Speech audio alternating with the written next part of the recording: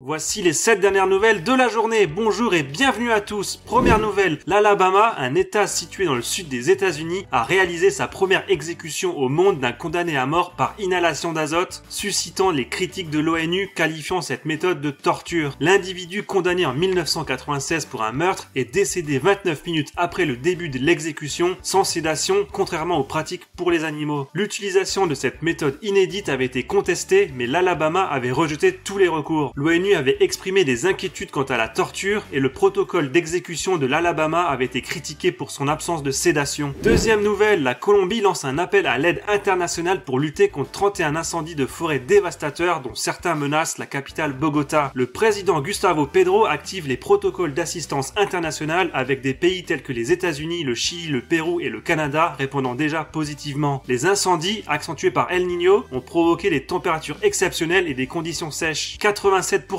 du pays est confronté à un risque maximal d'incendie, entraînant des perturbations dans le trafic aérien et suscitant des inquiétudes pour la biodiversité. Troisième nouvelle, en 2023, les difficultés d'approvisionnement en médicaments en France ont atteint près de 5000 signalements de rupture de stock et risque de rupture selon l'Agence de sécurité du médicament. Les médicaments cardiovasculaires du système nerveux, les anti-infectieux et les anticancéreux sont particulièrement touchés, avec une augmentation de 30,9% des signalements par rapport à 2022 causés par divers problèmes tels que les difficultés de fabrication, des défauts de qualité et une capacité de production insuffisante. Avant de passer aux dernières nouvelles, n'oubliez pas de liker, de partager et de commenter la vidéo pour améliorer et soutenir la chaîne. N'oubliez pas également de vous abonner pour ne pas manquer les prochaines vidéos. Merci à vous. Allez, quatrième nouvelle, l'Espagne connaît une vague de chaleur inhabituelle pour le mois de janvier avec des températures atteignant jusqu'à 30 degrés. Des records de chaleur dignes d'un mois de juin ont été enregistrés, suscitant des inquiétudes parmi les météorologues, tandis que le pays fait face à une forte sécheresse, entraînant des mesures de restriction d'eau dans certaines régions, notamment en Andalousie et en Catalogne. Cinquième nouvelle, le moral des ménages français s'améliore pour le 4e mois consécutif selon l'INSEE. Cette amélioration s'explique surtout par un regain d'optimisme quant à l'avenir, marqué par une hausse du nombre de ménages pensant que le niveau de vie en France s'améliorera au cours des 12 prochains mois. Les perspectives sur l'évolution du chômage et les anticipations d'inflation diminuent également, contribuant à une amélioration générale du sentiment économique. Sixième nouvelle, le paquebot Icon of the Seas, considéré comme le plus grand au monde, entame sa première croisière avec 10 000 personnes à bord en direction des Caraïbes. Mesurant 365 mètres de long, il offre une expérience luxueuse avec 40 restaurants, 7 piscines et 8 quartiers thématiques. Cependant, il suscite la controverse en raison de son impact écologique avec une empreinte carbone estimée à 108 kg de CO2 par jour et par personne et une consommation de carburant pouvant atteindre 175 000 litres par jour. Et enfin, septième nouvelle, Meta, la société mère de Facebook et Instagram, met en place de nouvelles mesures pour protéger les adolescents sur Instagram suite aux préoccupations concernant la santé mentale des jeunes. Désormais, les adolescents devront obtenir l'approbation de leurs parents pour modifier certains paramètres comme rendre leur compte public, accéder à des contenus sensibles ou recevoir des messages de personnes non suivies. Ces ajustements font suite à des actions en justice aux États-Unis et en Europe accusant les plateformes de Meta de nuire à la santé mentale des jeunes.